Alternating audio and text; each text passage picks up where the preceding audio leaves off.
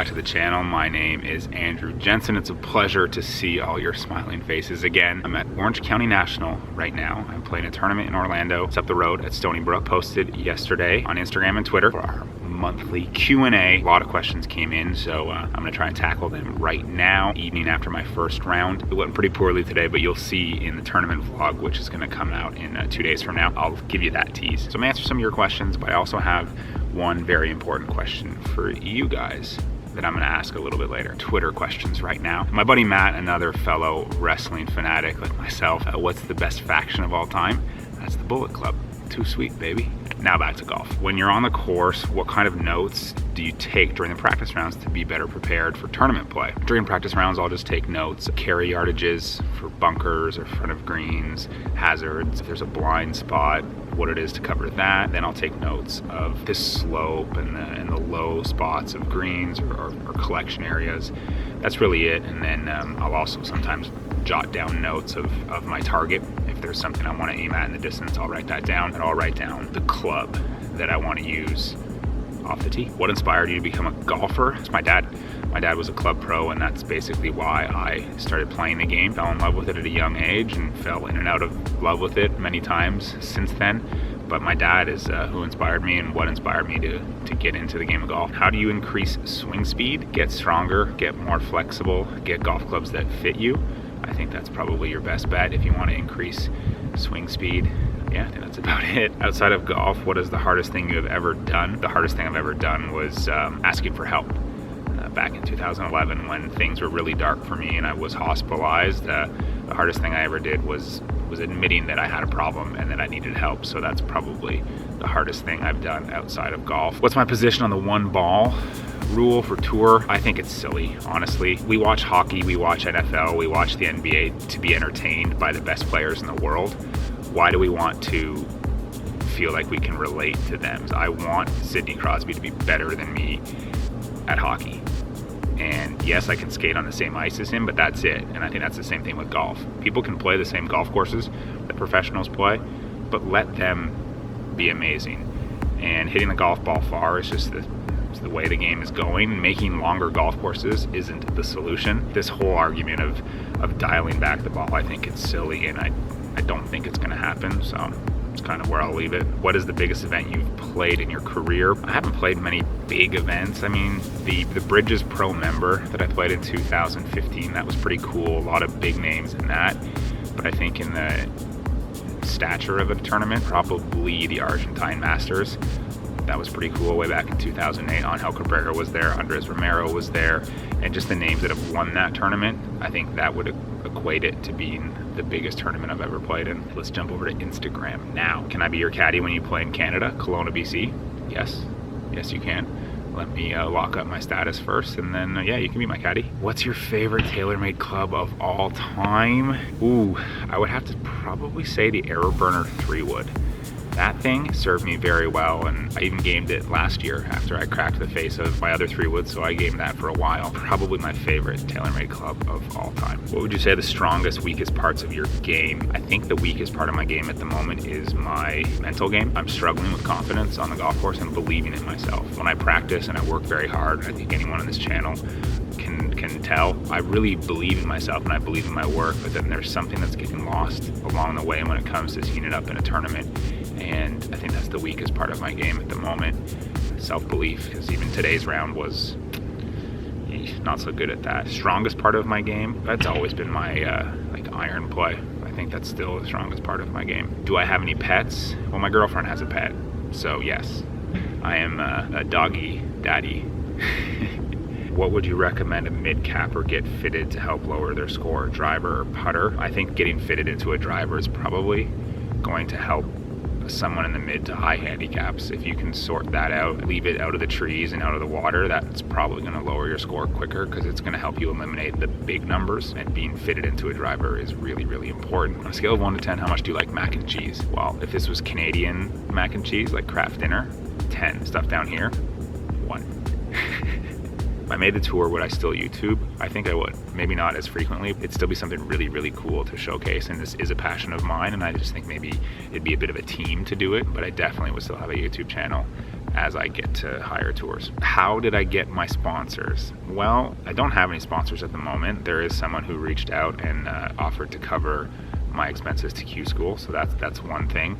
In the past, when I turned pro, I had a group of people invest in me at my golf course. They helped me out for a year, and then another time I met a couple guys that wanted to back me for a year, and then I met another group of guys that wanted to back me for a year. I've kind of relied on a little bit of connections and a bit of luck, but the sponsorship thing, that's a really, really tough thing, because it does cost a lot of money to do this, and asking people for money is never an easy thing, and especially when you're playing on lower level tours. What's the value? What's the value in return for the sponsorship? A lot of people think wearing a logo is the value. It's not. You need to offer up something in return that makes sense to that person to give you money.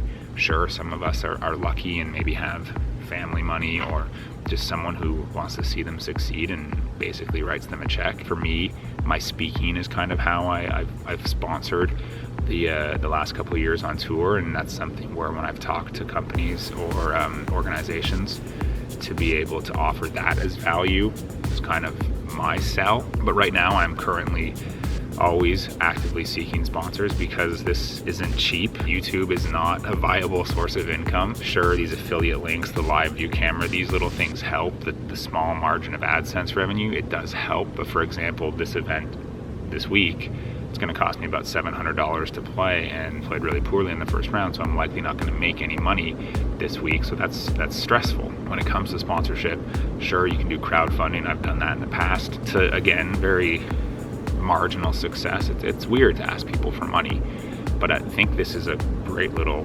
segue into the question I want to ask you guys. A lot of creators, a lot of musicians, artists, YouTubers have a Patreon page. A lot of the YouTube channels I watch on wrestling, they all have a Patreon page, and I've had some followers, subscribers send me emails or messages on Instagram asking about if I would start a Patreon page. But what is a Patreon page? A Patreon page is basically you're asking your community, your subscribers, to monthly pledge or donate. So there's just varying levels. You can $1 a month, $5 a month, like whatever you wish, whatever bracket you want to fall into. And the Patreon helps a lot of creators, and for me, a Patreon page would allow me to continue to create these videos, get better equipment, get better editing software, better cameras, and those things. But it would also allow me to travel and play tournaments. I get a lot of messages from people all over America and all over the world, for that matter, asking me, oh, you should come play this event here, you should come play that event there. I don't have an endless bank account, so that's something where it always comes down to dollars and cents.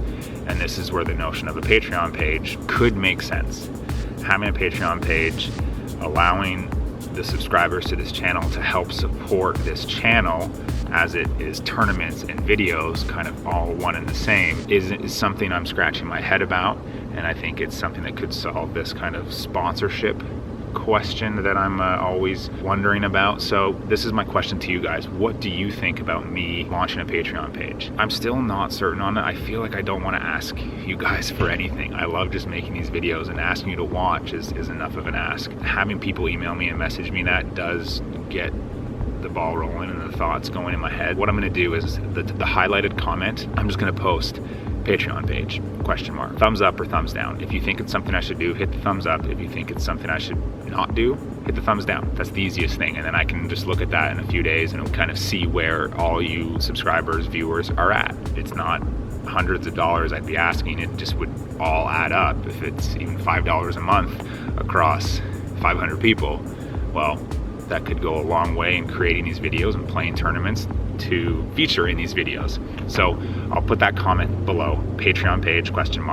If you think I should, give it a thumbs up. And if you think I shouldn't, give it a thumbs down. Andrew, how long have you been playing the game? Probably since I was about 10 years old. So closing in on 24 years now. When did you know you had the game to compete with the best of them? Well, I've always had a lot of self-belief, and then when I turned pro, started to develop a lot of scar tissue, and I think that's why I struggle so much with my self-belief when playing tournament golf. When I'm practicing, when I'm on my own, when I'm making these videos, I do feel I'm good enough to compete at a very high level, but then when I get out there and start to make some careless mistakes and lose self-belief, I feel like I couldn't even win like a B club championship. It's a constant battle for me, and it's something I'm really working on, and having a great coach and having my swing feel really good and reliable has helped my self-belief a lot. But I think I felt I was good enough to compete with the best of them, even in junior and amateur golf, and then early on in my professional career. But then bad golf and scar tissue kind of built up, and it's a daily battle to convince myself I am good enough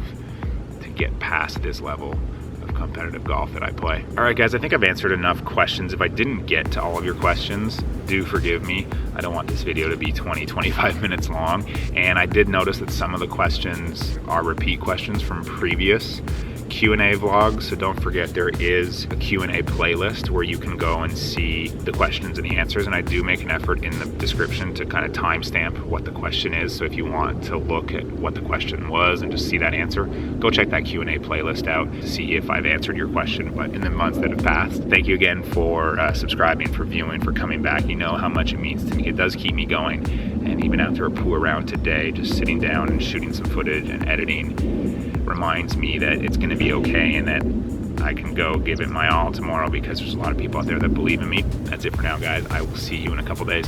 Peace.